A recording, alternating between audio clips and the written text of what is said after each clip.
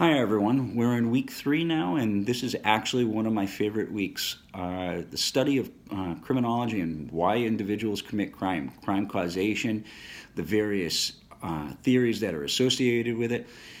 One of the things that I've always told my students in my ground classes and when I teach in the academy is that it's really important to understand why the individual may have committed a crime.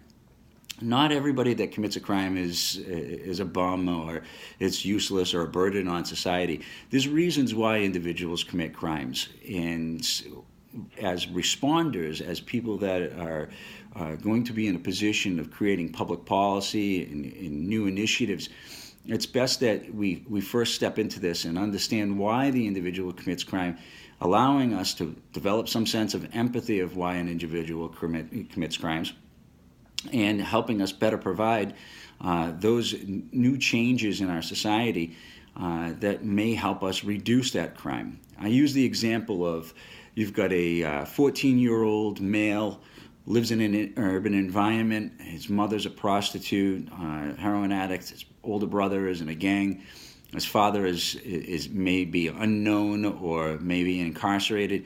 What are the chances of this individual finding legitimate means of success and stepping away from that lifestyle? Sadly, that's not. It's highly unlikely that the individual, that 14-year-old boy, is going to be able to step away from that. It's just what he knows. It's what he's been taught.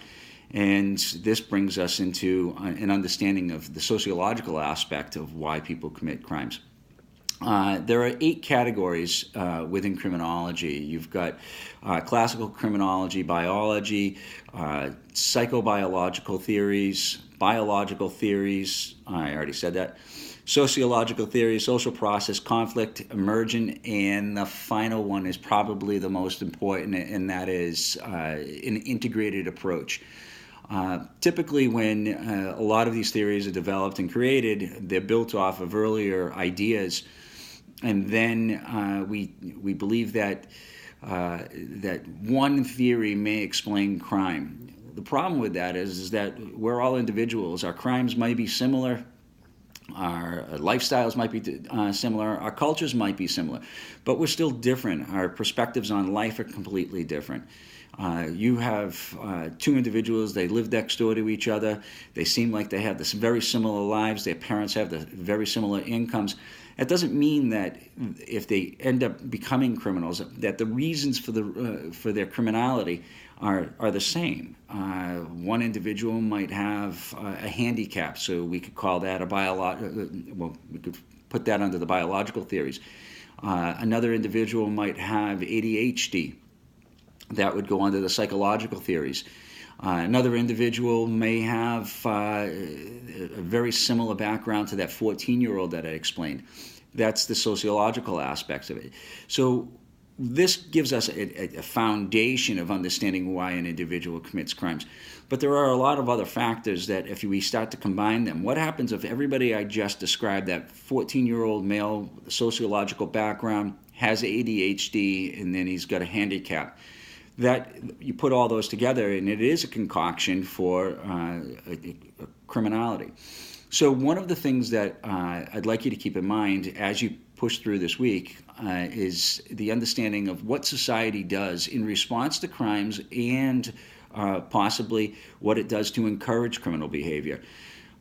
Good question to ask yourself, is society criminogenic? Meaning, does society encourage criminal behavior? The best way to answer this is to think of opportunities. When we highly debate the concept of affirmative action, and people get really upset that an individual may get an extra couple points, may be considered because we have a minority quota to hire, we need to understand the background of these individuals that we're considering as candidates for a position in law enforcement or a correctional facility or the FBI, simply because they may not have been given the same opportunity. I teach at another school in Lawrence, Northern Essex Community College, and Lawrence has an 85% Hispanic population. My students that come from that area are excellent students. But the truth be told, it's it's a low-income area. The school system is struggling. It was taken over by the state.